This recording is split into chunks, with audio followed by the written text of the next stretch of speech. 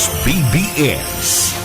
Bicol Broadcasting Systems Incorporated, DWLV, 91.9 megahertz. Your news and music stations.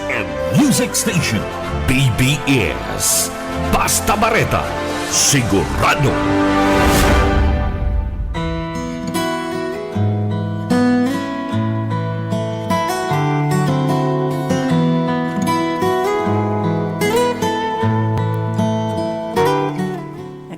Good morning everyone. Hello sa aming mga faithful listeners sa umagang ito dito sa Biyaya sa Pagkaaga. At sa mga kagigising pa lamang or kanina pa na nagko-coffee ngayon. Okay, habang po kayo nagkakape, ay alam ko po na hinihintay ninyo na samahan ako sa ating programa sa umagang ito, ang Biyaya sa Pagkaaga. Samahan niyo ako sa loob ng 30 minutos dito sa istasyon ng BBS 91.9. At ang makakasama niyong muli dito ay si Ate Emma Palmero ng Wind Church, Minalabak. Binabati ko po pala mga taga Minalabak, na mga nanay na magkikinig sa araw na ito. Maging po ang mga taga San Fernando. Good morning po sa inyo. Pagpalang umaga po sa lahat. At ang mga dati na po namin mga kasamahan sa AMNI, BOT at members, maging po ang aming pong pinaka-faithful na listener na si Ludi. Merry Christmas po sa inyo. Kasama ka po sa umaga ito si Kuya Ariel na nasa kabilang kwarto. At sa lahat po ng aming sponsors, ang Villafuerte family at si Ma'am Lalaine na walang sawang sumusuporta po sa programang ito. Pagpalain po kayong lagi ng Panginoon, higit sa lahat ay inyong kalakasan at ang ating mga good health. Ayan. So, alam ko po araw-araw kayo nakikinig ng programa at ngayon po ay mapapakinggan po natin ang ating pong pang topic sa umaga ito. This is po, because today is Christmas or December, ang ating pong topic is about the value of generosity. Yan. So, naaangko po at napapanahon sa ating pong okasyon. Yan. So, ang ating pong talata ay mapatagpuan po natin sa 2 Corinthians chapter 9, verse 6 to 9. Basahin po natin. Sabi po dito, remember this, whoever sows sparingly will also reap sparingly, and whoever sows generously will also reap generously. So, sabi sa verse 7, each of you should give what you have decided in your heart to give, not reluctantly or under compulsion, for God loves a cheerful giver. 8, and God is able to bless you abundantly so that in all things at all times, having all that you need, you will abound in every good work. Yan. Verse 9, at it is written, they have freely scattered their gifts to the poor, their righteousness endures forever. So, yan po ang ating pong pag-uusapan at ang ating tatlong topic dito ay about generosity, cheerful giver, and God bless us abundantly. So, bago po yan po, manalangin po muna tayo. Lord, minsan pa po, salamat sa ginising niyo po kami ng umagang ito na may kapayapaan ng isip at kagalakan sa puso. Salamat, Lord, at muli kaming makakarinig ng magandang aral mula sa iyong banal na salita. Nawa po ay maisabuhay namin ang mga katuruan aming mapapakinggan sa umagang ito, nang sa ganon po ay maging kapakinabangan ng aming mga spiritual na buhay. Salamat, Ama. Pagpalain mo po ang bawat makikinig. Pagpalain niyo din po ang inyong tagapagsalita at higit sa lahat, pagpalain ninyo po ang inyong banal na salita sa umaga ito na ipagkakaloob mo na ipinagkakaparap sa aming lahat. Salamat po aming Ama, ang lahat ng ipinagkatiwala ko sa iyo, because I know and I believe in my heart that apart from you, I'm nothing. Thank you, God. In Jesus' name. Amen. So, yan po ang ating pong pag-aaralan. Sabi ko nga kanina is about the value of generosity. So, kung tinignan ko po sa dictionary ang meaning ng generosity, sabi po dito, generosity is the act of selflessness given to others or the ability to share of what we have in what we are. Ayan. So, ang value po ng isang pagiging mapagbigay ay wala pong sukatan. Kaya nga, nakita po natin sa ating pong nangyaring nakaraang baha natin, nakita natin at naranasan natin ang mga nagbahagi ng tulong para po sa mga nabahaan. Ito pong mga taong ito na pinakita ang kanilang generosity sa kanilang mga kababayan. Makita natin kahit po ang ating gobyerno at ang mga private firm ay tumulong din upang maibahagi ang mga goods na kanila pong ibinigay. Alam niyo po, ang pinakamabuti at valuable part of generosity ay ang pakiramdam na mayroon ka at marunong kang magbigay na hindi umaasa ng kabayaran. Dahil nagbigay ka ng walang pangsariling rason. Yan. Kaya katulad po ngayon, December, alam ko po na ang lahat ay pinagbibigyan ito ng importansya. Dahil po ang December po ang pinakamasayang buwan ng taon. Dahil maraming kaganapan po ang nangyayari. Yung mga nasa opisina, mayroon pong 13th month pay, mga nagtatrabaho na yon. Magi po ang mga pamilya natin, tawag dyan, yung ginagawa ng paraan na ma-celebrate nila ang Pasko ng masaya. Nakalista na rin ang mga taong bibigyan nila ng kahit anong maibibigay nila na bigyan ng regalo. Kaya dito ulit, mailalabas natin ang ating generosity. Yan. So, ang pagiging cheerful giver po natin ay dito natin po napapractice ang salita ng Diyos sa Gawa 20:25. Sabi ng Panginoon, higit na pinagpapala ang nagbibigay kaysa tumatanggap. At dito natin mapatunayan kung sino ang pinaka-generous giver sa lahat. Hindi siya nagbigay ng silver or gold or pera, kundi ang kanyang buhay para po sa ating lahat upang mapawalang sala tayo. Wala pong makakapantay sa pagiging generous ni Lord sa ating lahat. Yun ang importante. At nakikita din po natin sa Bible na kung makikita din po at mabasa din natin, mayroon din po isang karakter dito na napaka-generous. Ito po ay si David. Dahil po nung utusan ng Panginoon si Solomon na gumawa ng templo, sabi ni David, wala pa naman alam gaano si Solomon. Kaya siya ang nag-provide ng mga materials na ginamit o gagamitin sa paggawa ng temple. At ibinigay ni David po ang pinakamaganda, pinakamamahal na mga gagamitin na materyales para po sa Panginoon. Hindi niya po pinagdamutan ang Panginoon sa pagbibigay ng mga ito, ng mga materials na ito upang mapaganda lalo ang gagawin templo ng Panginoon. Sabi po na isang writers, ang tao daw pong mapagbigay, lahat ng ginagawa niya ay mahalaga. Bakit kaya? Yan. So, kasi sabi ng Panginoon, God give us a generous gift. So we must use that gift to honor God. So kung gumawa tayo ng kabutihan, sabi ko nga dati, hindi natin to ginagawa for ourselves. Pinapakita natin sa Panginoon na ginagawa natin ito to honor Him. Kasi yun ang gusto ng Panginoon sa atin.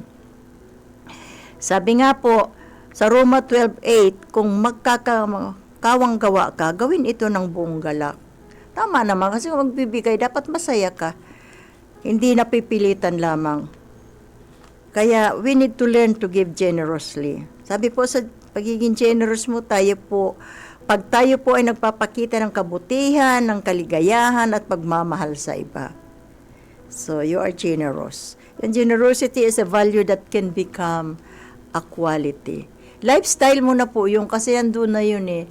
Hindi po lahat na ginagawa natin na nagbibigay ka. Kasi po yung pagiging generous ng tao ko, mayroon kang gift of giving, it is from God. Binigay sa iyo. At isa pa po ang pagiging generous ng isang tao, hindi lamang po sa pera yon. Hindi lamang, ay paano ako magiging generous? Wala naman nga ako ibibigay. Wala nga, kulang nga sa akin. Hindi po lahat pera eh. Pwede rin natin pong i-share ang ating time. Sharing our time. Kasi po ang pakikipag-fellowship natin sa Lord, isa din po yon na pagiging generous natin na binibigyan natin ng oras at panahon ng Panginoon. At ganoon din po sa pakikipag-fellowship natin sa ating mga kapatiran. Ayan. Sharing our talents, ano bang meron ka? Ito po ay regalo mula sa Diyos.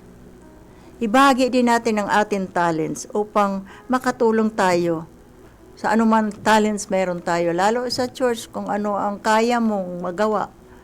O kahit sa anong bagay, kung anong kakayanan mo, you need to share it naman para po sa ang makatulong tayo sa iba. Alam niyo po ba na talagang biblical po ito eh, kasi hindi ni Lord ibibigay itong talatang 2 Corinthians 9 kung hindi niya po, yung hindi ito talagang kailangan natin na matutunan. Yan. Sharing our treasures. Kaya wag tayo pong madamot sa pagbibigay para sa Lord, lalo na po sa pagbibigay natin sa Panginoon. Kasi whatever we have, galing po yan sa Kanya. So, dapat nga unahin natin siya. Kaya nga tayo mayroon na ibibigay muna natin bago natin gagastusin ang lahat. Mayroon ng share and load. Kasi hindi tayo pagkukulangin kahit ano pa man, sa ano pa man na bagay. Totoo po. Kasi nararanasan natin. Hindi mahalagang malaki ang pera mo para hindi ka pagkulangin. Kahit gaano kalaki yan. Kung hindi ka marunong magbigay sa Panginoon, minsan laging kulang. Pero pag nasi-share natin ang what we have sa Panginoon, laging sapat ang lahat sa atin. Kaya po, ang mapagbigay sa kung anong meron tayong ibibigay, ito ay magiging lifestyle mo na. Yan. Ang pagiging mapagbigay po ay pagiging bukas ang puso natin. Ganon din po ang puso ng mga tumatanggap. Matuto din tayong grateful at mapagpasalamat sa ating natatanggap. Do not expect to masalimbaw, hindi naman nga niya mahal ito. Hindi po kasi maalaala lang tayo ng isang tao.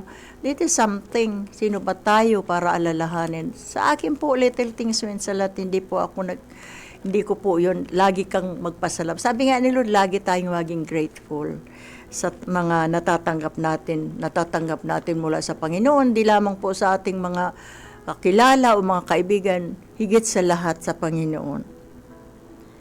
Kung titingnan po natin, napakadaling magbigay, lalo na po kung mapera ka. Madali po yun. Subalit, ang pinakahirap pong ibigay ay ang oras mo, yung attention mo at commitments mo. Lalo na po yung mga nasa abroad.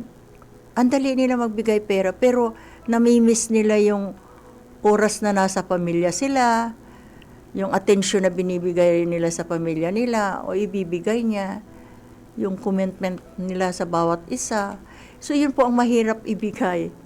Talagang kahit ako po nung nasa abroad ako, talagang pag dumarating ang Pasko, talagang hindi naman talaga sa lahat ng oras na magpaalam mo, tutugutan, napapayagan ka. Minsan hindi. Yun ang namimiss ko talaga. Pero pera, walang problema. Dali naman ng padalahan ng pera. So ano man daw pong mga bagay ang naibibigay natin sa ating kapwa, Diyos po ang magbabalik niyan sa atin. Totoo po yun. Kasi napatunayan ko sa sarili ko. The more I give, the more I receive. Yun eh. Ang isang generous person po ay a gift from God. Kaya mayroon kang heart of giving. Parang, aaywan ko ba? Basta masaya. Kahit masaya sa akin yun. Kasi, yun nga po, given ng Panginoon, generous heart mo eh. Hindi lahat po ay may ganitong katangian. Kaya magpasalamat po tayo na kung tayo po ay ganito, pasalamat tayo sa Diyos kasi naibabahagi natin yung kung ano yung meron tayo. At saka, sabi ko nga, biblical. Sabi pa ng Panginoon, love one another, help one another. So, napaka-importante sa Panginoon na tayo po ay masunod po natin ang kalooban ng Lord. Kung babasahin po natin in Deuteronomy chapter 15 verse 10, sabi po digdi sa Bicol, magmatinao kamo ning tudok sa puso, asin bibindisyonan kamo ning kagurangnan sa gabos nindong ginigibo. You see, mayroon pong reward ang Lord. Sabi sa Tagalog, bigyan ninyo sila ng maluwag sa inyong kalooban, sa gayon pagpapalain niya kayo. Ganon ang Lord eh. Lahat ng mga command ng Lord, lahat ng gusto ng Lord na masundan natin, mayroon ko po yung kaakibat na reward. Sometimes hindi lang po natin napapansin. Dahil siguro yung reward na gusto natin, pera, magkaroon ka maraming pera. Hindi po eh. Sa akin po, good health lang, mayaman na ako. Kasi po, mayroon ka man maraming pera kung lagi ka naman may sakit. Diba? Kaya, yan. Sa oras na ito, alam kong pinag-uusapan po natin na ang tayo po ay dapat mapagbigay, materially man or financially. Subalit, may mas napaka-importante po tayong dapat ibigay sa ating pamilya. Ang makakilala nila ang pinaka-generous giver na si Jesus. Dahil ito po ay mas napaka-importanting matanggap nilang regalo. Ang manampalataya sila kay Lord as Savior of their life. Maibigay man natin sa ating pamilya ang lahat ng mga bagay, materially, ari-arian, mayroon ka, na ipamana mo lahat sa kanila yon. Pero hindi pa rin po yun sapat. Subalit kung mananampalataya sila sa Lord and Savior ng kanilang buhay, sila na ang pinakamayaman. Dahil madadala nito ito pag alis nila dito sa lupa. The only thing na man dito lahat ka man mayroon, dito lang yun. Pero spiritual na mayroon ka, dala po natin yon sa pag-alis natin dito sa mundo. Dahil ang mga bagay na ito, ang pagkakaroon natin ng yung spiritual na buhay, yung na-receive mo ang salvation ng Panginoon, ito po ang pinakamahalaga.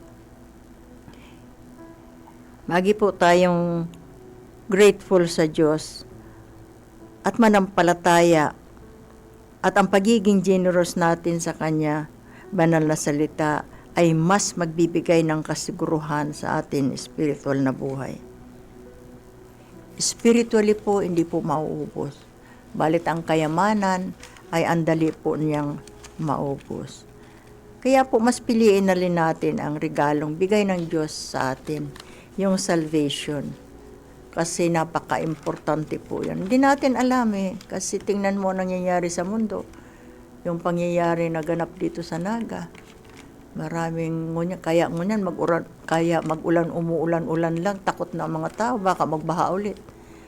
We do not know kung ano pa ang mangyayari. So we need to be prepared.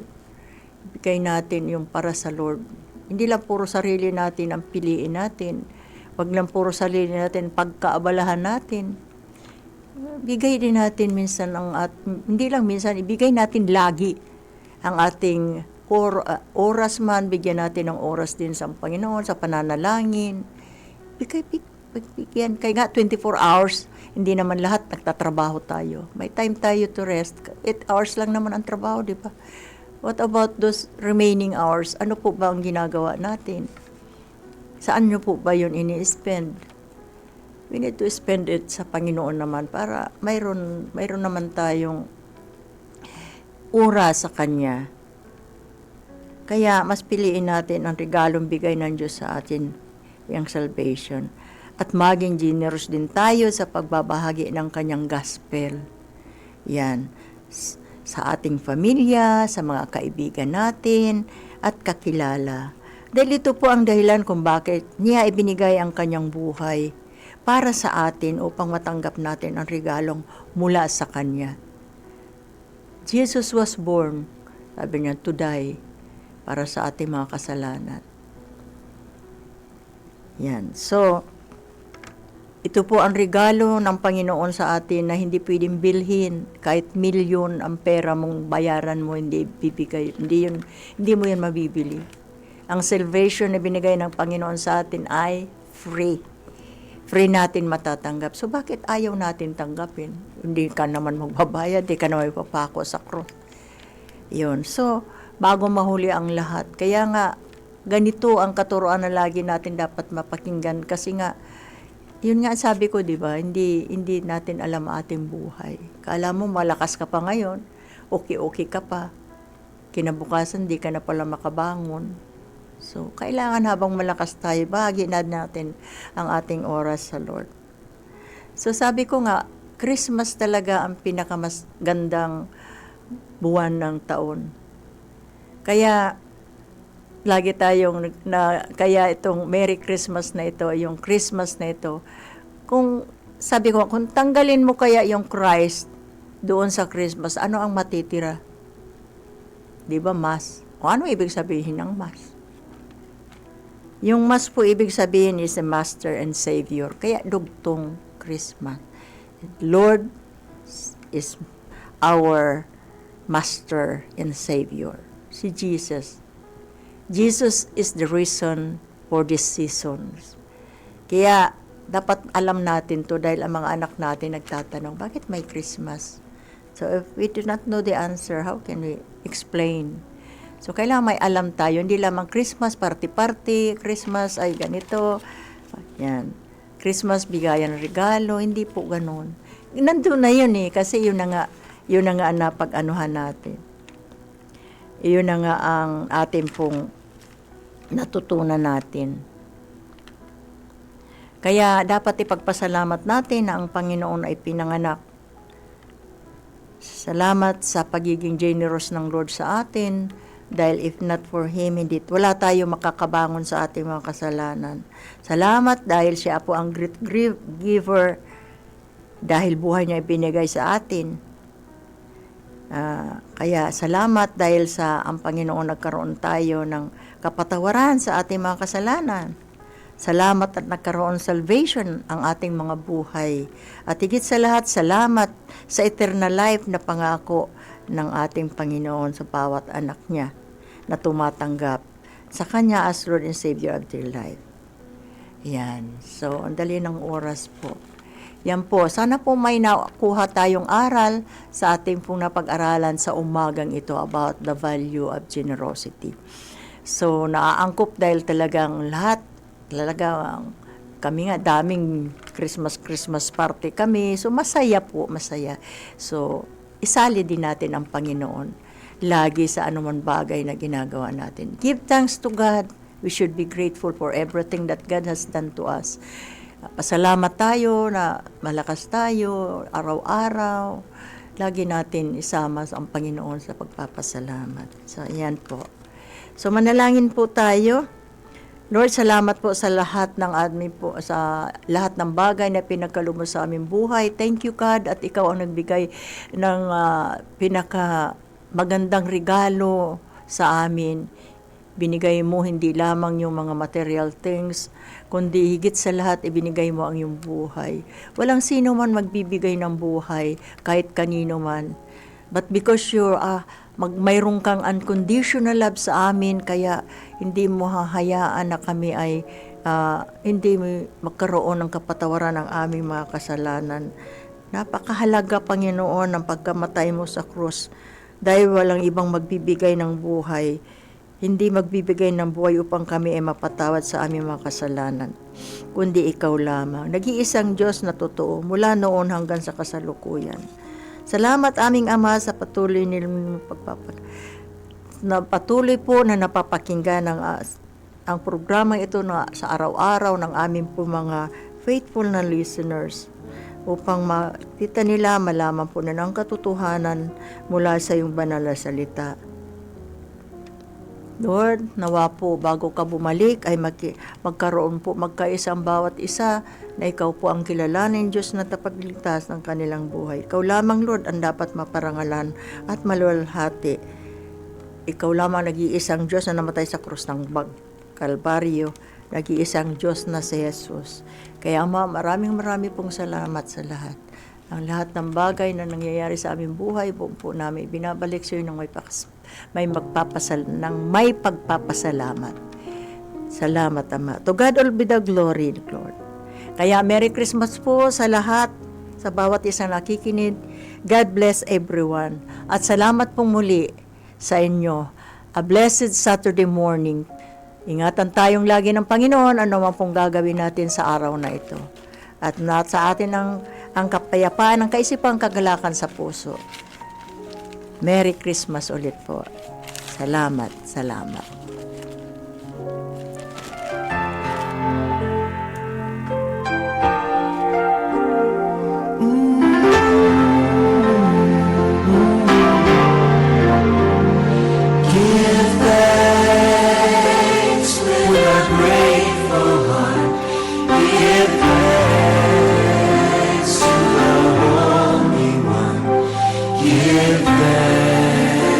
Because he's given Jesus Christ his Son. Give thanks with a grateful heart. Give thanks to the Holy One. Give thanks because he's given Jesus Christ.